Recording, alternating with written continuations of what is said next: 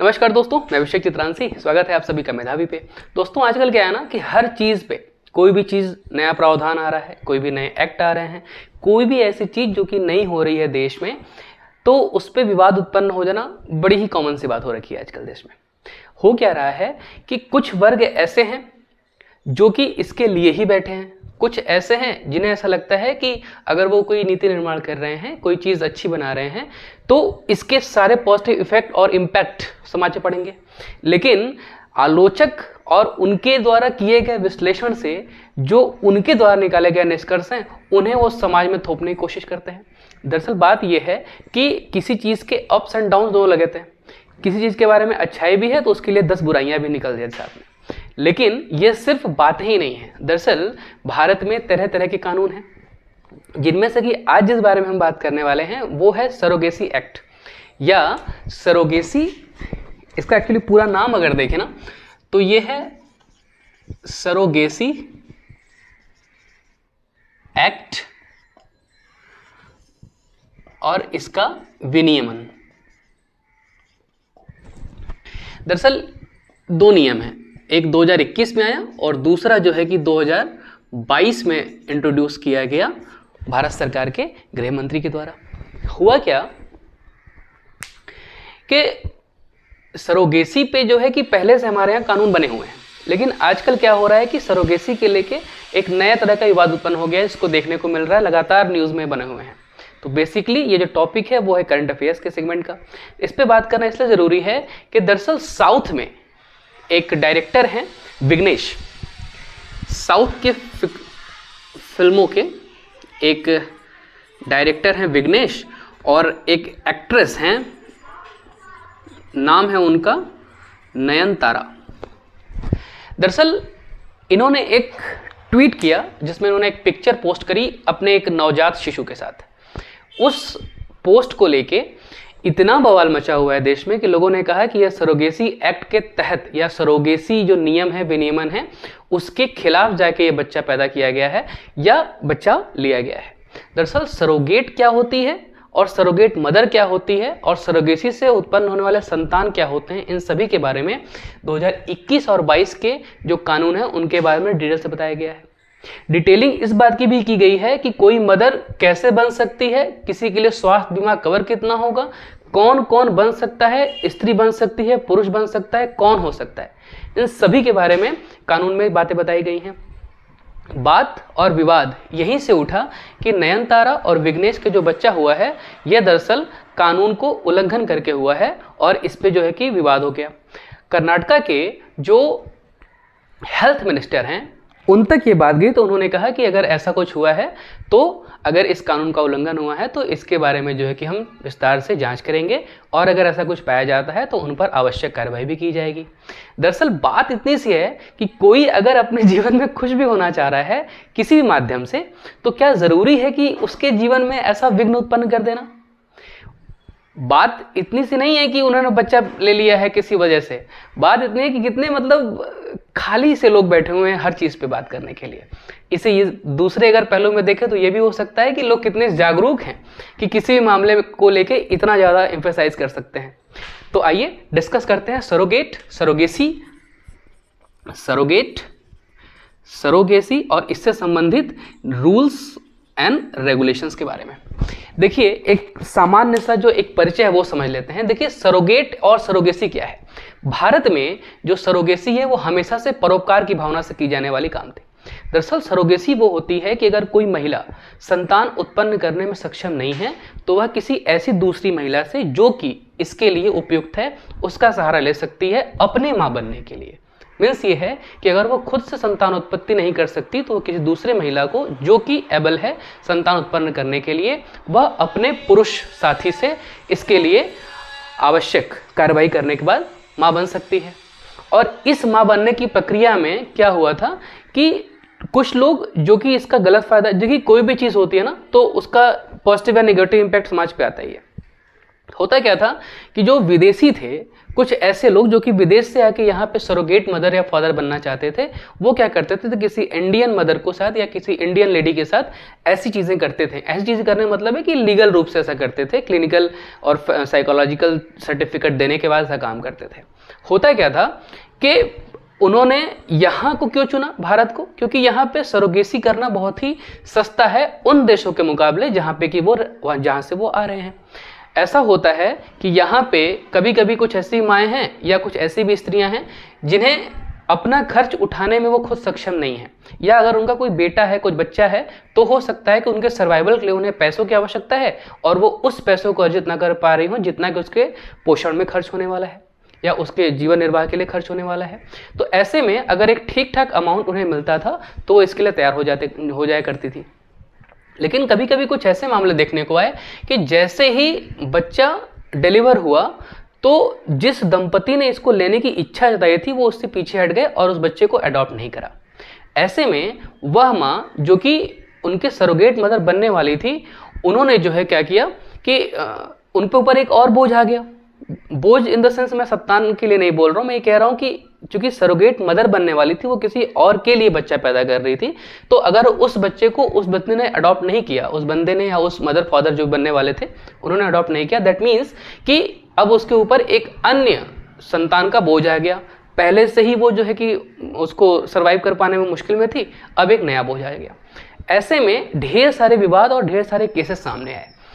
इसलिए भारत सरकार ने इसके लिए एक आवश्यक कदम उठाया और कुछ नियम और कानून लगा दिए कि ऐसी महिला जो आपके ब्लड रिलेशन में हो, करीबी ब्लड रिलेशन में हो, आपके साथ खूनी संबंध नहीं रक्त संबंधों में हो, तो क्या है कि वो सरोगेट मदर बन सकती है और कोई चाहे तो ऐसा कर सकता है। इसके लिए नियम और कानून क्या बनाए गए उस पर बात कर लीजिए। मैं एक सामान्य सा परिचय देने का प्रयास कर रहा था ताकि आपको इसके बारे में पता चल जाए कि हम पढ़ने क्या वाले हैं और सरोगेसी होती क्या है। देखिए, जो रूल्स एंड रेगुलेशंस है ना, वो क्या कहते हैं कि कोई स्त्री कब किसी के लिए सरोगेट मदर की भूमिका में आ सकती है। पहली बात तो यह है कि अगर उसकी एज 25 से 35 वर्ष की हो, उसका पहले से एक बच्चा हो। मैं ये कंडीशन उनके लिए बता रहा हूं जो कि सरोगेट मदर बनने वाली है, और सरोगेट मदर वही बनेगी जो बच्चा पैदा कर चुकी हो, पहले से संतानोत्पत्ति कर चुकी हो।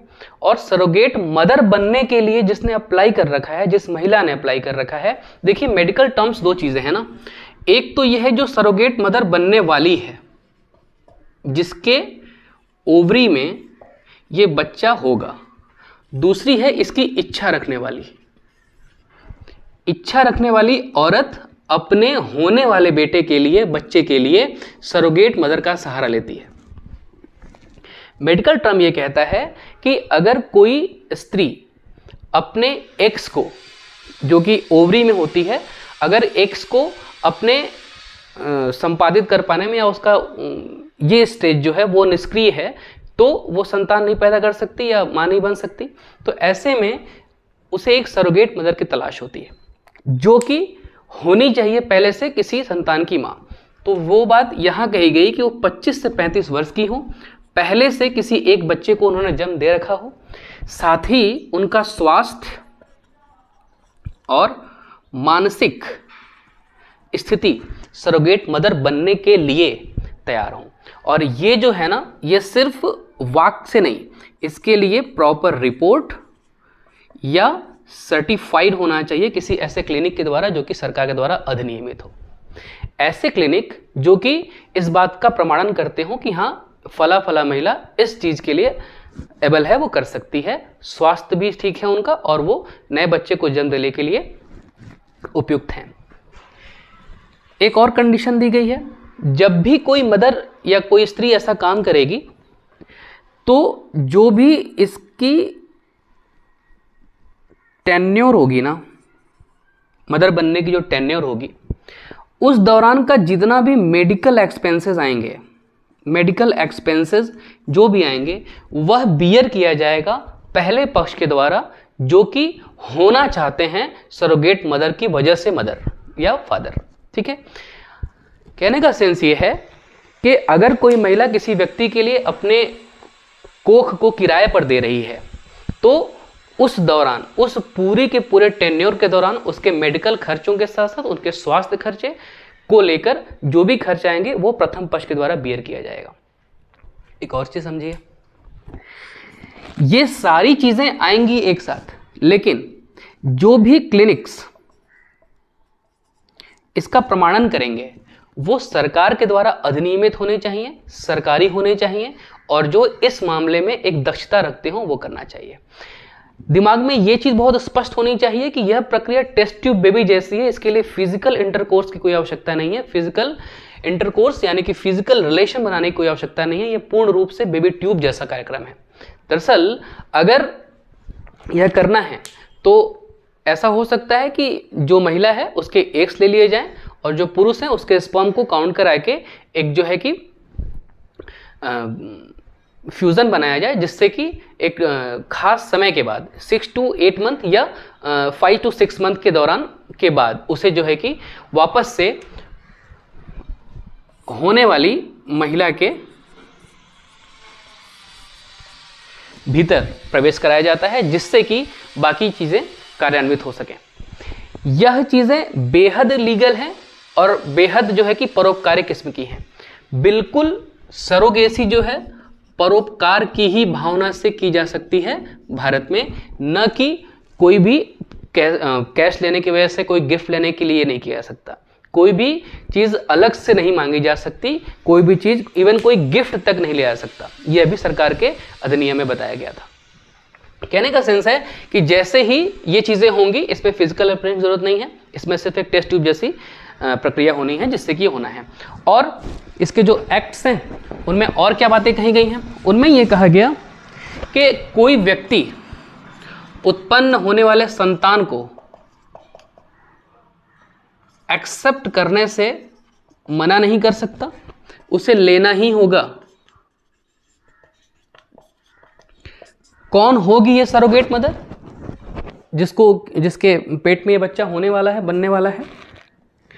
ये आपके बेहद करीबी ब्लड रिलेशन के होने चाहिए, जिसका पहले से एक बच्चा हो, 2 बच्चा हो या स्वस्थ हो।